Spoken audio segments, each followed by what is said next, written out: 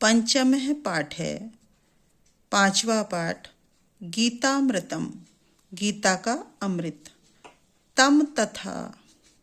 अब इस पाठ में प्रसंग है कि अर्जुन अपने भाई बंधुओं को देख करके मोहग्रस्त हो जाते हैं। श्री कृष्ण जी उनको क्या समझाते हैं उसी का इसमें वर्णन है। तो आइए शुरू करते हैं। तम तथा कृपयाविष्टम अश्रुपूर्ण कुलेक्षणम विषीदंतम इदम वाक्यम उवाच मधुसूदन है। तम तथा, तथा इस प्रकार, तम उससे, किससे? अर्जुन से। कृपयाविष्टम करुणा से पूर्ण, अश्रुपूर्ण कुलेक्षणम, अश्रुपूर्ण आकुल एकक्षणम, आंसुओं से भरे हुए नेत्र वाले, आंसुओं से भरे हुए व्याकुल नेत्र वाले, विषीदंतम इदम, और कैसे दुखी होते हुए, वाक्यम उवाच, वाक्य को, उवाच मीन्स कहा, मधुसूदन है, मधुसूदन ने, श्री कृष्ण जी ने। तो पूरे का एक साथ हम इस प्रकार देखेंगे। इस प्रकार करुणा से पूर्ण, आंसुओं से व्याकुल, यानी आंसू से भरे हुए व्याकुल नेत्र वाले एवं दुखी होते हुए उस अर्जुन से श्री कृष्ण जी ने यह वचन कहे। क्या कहे? या यह इस प्रकार कहा। क्या कहा? आगे देखिए। क्लैव्यम मास में गम है पार्थ न तत्वयुपपद्यते शूद्रम हृदय दौर्बल्यम त्यक्तोत्तिष्ठ परंतप। क्लैव्यम यानी नपुंसकता को, माँ इसमें गम है, तो मत प्राप्त हो पार्थ, हे पार्थ, तो नपुंसकता को प्राप्त मत हो। न तत्वयुपपद्यते, ये तुम्हारे लिए उचित नहीं है।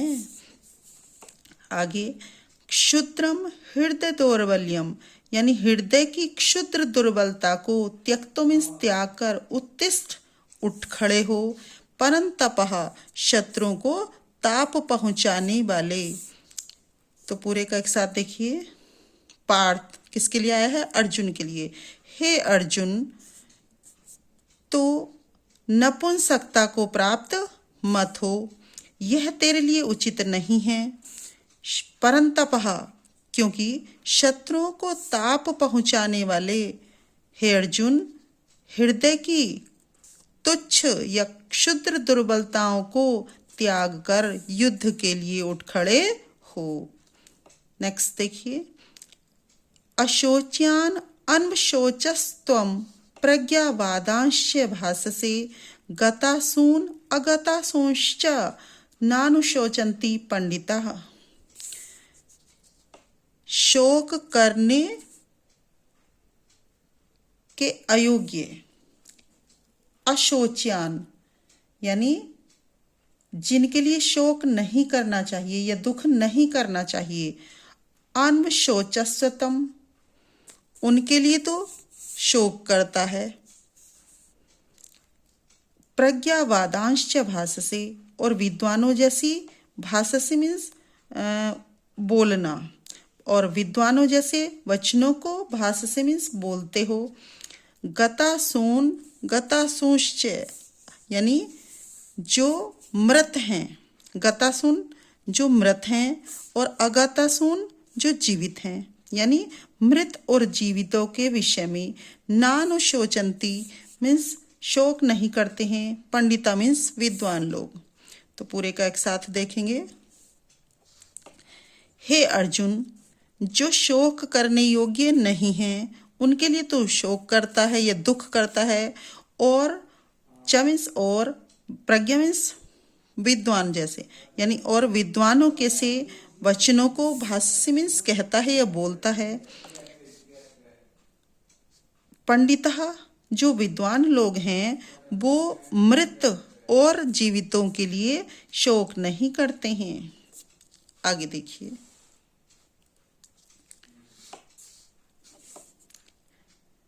देहिनो अस्मिन् यथा देहे कौमारम यौवनम जरा तथा देहांतर प्राप्ति धीरस्तत्र न मुह्यति। देहिनो अस्मिन् यथा देहे, जिस प्रकार देहिनोस्मिन जीवात्मा को, इस जीवात्मा को, देहिनो जीवात्मा, अस्मिन मीन्स इस, यथा जैसे, देहे शरीर से, शरीर में, कौमारम कुमारावस्था, यौवनम युवावस्था, जरा वृद्धावस्था, तथा वैसे ही देहांतर प्राप्ति धीरस्तत्र, यानी अन्य शरीर की प्राप्ति, धीरः धीर या धैर्यशाली, तत्र वहाँ या उस विषय में, न मुह्यति मोह नहीं करते हैं। पूरे का एक साथ देखेंगे। हे अर्जुन, सभी श्लोक में यहाँ पर श्री कृष्ण जी अर्जुन को ही संबोधित कर रहे हैं। तो वो अर्जुन से कहते हैं कि जीवात्मा को इस शरीर में जिस प्रकार कुमारावस्था, यौवनावस्था या युवावस्था और वृद्धावस्था प्राप्त होती है, तथा वैसे ही या उसी प्रकार मरणोपरांत या दूसरा शरीर भी प्राप्त होता है। किसे? अतः धैर्यशाली धीरस्तत्र वहाँ, तो इस प्रकार धैर्यशाली व्यक्ति इस विषय में मोहग्रस्त नहीं होते। आगे देखिए, य एनम वेत्ति हंतारम यश्चैनम हन्यते मन्यते हतम उभो तौ न विजानीतो नायम हंति न मन्यते। ये जो एनम, इसको, किसको? आत्मा को, वेत्ति मीन्स जानता है, हंतारम मीन्स मारने वाला, यश्चैनम और जो, मन्यते मानता है या जानता है, हतम मरा हुआ, उभो तो वे दोनों, न विजानीतो नहीं जानते, नायम हंति न तो यह मारता है, न हन्यते न किसी के द्वारा मारा जाता है। तो पूरे का एक साथ देखेंगे। वो अर्जुन को आत्मा की अजर और अमरता को बताते हुए यहाँ पर समझा रहे हैं कि हे अर्जुन,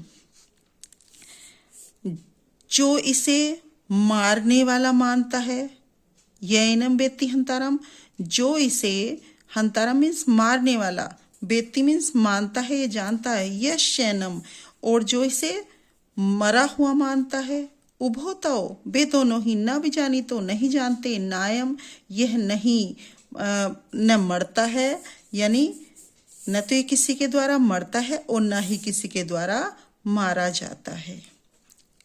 आगे देखिए,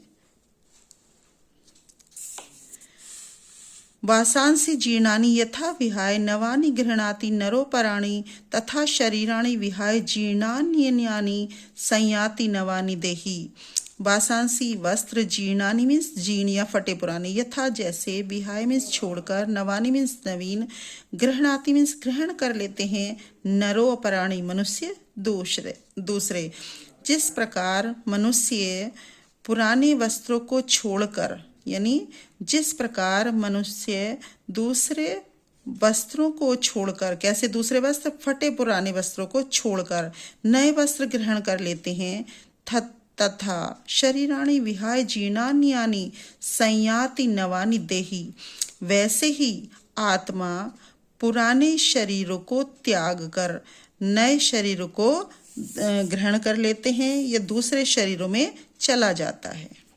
तो एक बार फिर से देखेंगे कि हे अर्जुन, जिस प्रकार फटे पुराने वस्त्रों को त्याग कर मनुष्य नवीन वस्त्र धारण कर लेता है या ग्रहण कर लेता है, ठीक उसी प्रकार आत्मा पुराने शरीरों को छोड़कर दूसरे नए शरीरों में प्रवेश कर लेता है, चला जाता है। अगला श्लोक देखेंगे। नैनम छिन्दन्ति शस्त्राणि नैनम दहति पावकः न चैनम क्लेद्यन्त्यापो न शोषयति मारुतः। नैनम छिन्दन्ति, छिन्दन्ति कहते हैं काटना, या यहाँ पर काट सकते हैं, इस तरीके से आएगा। नैनम, इसको, किसको? आत्मा की विषय में ही यहाँ पर बता रहे हैं कि नैनम छिन्दन्ति शस्त्राणि, शस्त्र एनम मीन्स इसको, न मीन्स नहीं, छिंदंती मीन्स काट सकते हैं, कि आत्मा को शस्त्र नहीं काट सकते हैं। न एनम और ना ही इसको, दहती मीन्स जला सकता है, पावक मीन्स अग्नि, और अग्नि इसको जला नहीं सकती है।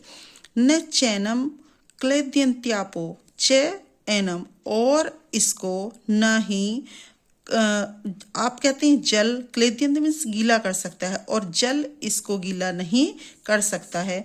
न शोषयति मारुतः, और मारुता कहते हैं वायु, और वायु या पवन इसको सुखा नहीं सकती है। तो पूरे का एक साथ देखिए, शस्त्र इसको काट नहीं सकते हैं, अग्नि इसको जला नहीं सकती है, और जल इसको गीला नहीं कर सकता है, वायु इसको सुखा नहीं सकती। आगे देखिए, जातस्य ही ध्रुवो मृत्यु ध्रुवम जन्म मृतस्य च तस्माद् परिहार्य अर्थे न त्वं शोचितुम् अर्हसि। जातस्य मीन्स जो उत्पन्न हुआ है या जिसने जन्म लिया है, तो ही मीन्स उस मतलब आवश्यक है, या ही मीन्स आएगा यहाँ पे कि जातस्य ही, क्योंकि जिसका जन्म हो गया है या जो उत्पन्न हुआ है, ध्रुव मीन्स निश्चित है, मृत्यु मीन्स मृत्यु, यानी जिसका जन्म हुआ है उसकी मृत्यु निश्चित है। ध्रुवम जन्म मृतस्य च, और जिसकी मृत्यु हो गई है, जो मृत है उसका जन्म निश्चित है। तस्माद् परिहार्यर्थे, इसलिए, तस्माद् इसलिए, परिहार्य अर्थ मतलब अनिवार्य, अर्थ मीन्स विषय में, ना त्वं शोचितुम् अर्हसि, तुम इस संबंध में शोक करने योग्य यहाँ पर ये विषय नहीं है, अर्थात तुम्हें इस विषय में, अनिवार्य विषय में शोक नहीं करना चाहिए। फिर से देखिए पूरा एक साथ, हे अर्जुन, उत्पन्न हुए, जातस्य उत्पन्न हुए मनुष्य की या किसी जिसका जन्म हुआ है उसकी मृत्यु निश्चित है, और जो मृत है, जो मर चुका है, तो उसका जन्म निश्चित है। इसलिए तुम इस अनिवार्य विषय में शोक मत करो, या तुम्हें शोक नहीं करना चाहिए। नेक्स्ट देखिए,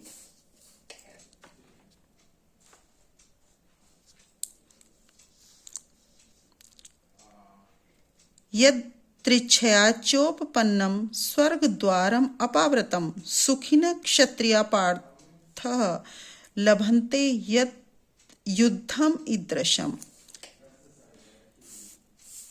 यदृच्छया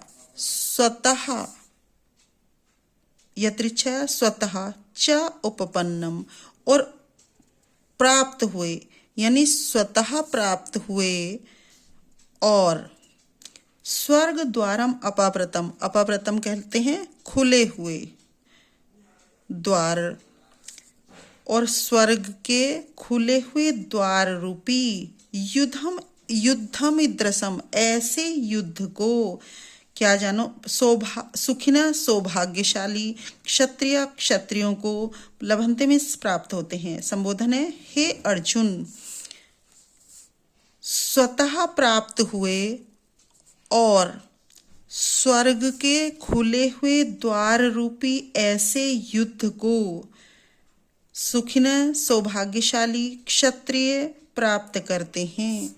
कि हे अर्जुन, स्वतः प्राप्त हुए और स्वर्ग के खुले हुए द्वार रूपी ऐसे युद्ध को भाग्यशाली क्षत्रिय ही प्राप्त करते हैं। लास्ट श्लोक है, हतो वा प्राप्स्यसि स्वर्गम जित्वा वा भोक्ष्यसे महीम तस्माद् उत्तिष्ठ कौन्ते युद्धाय कृत निश्चय।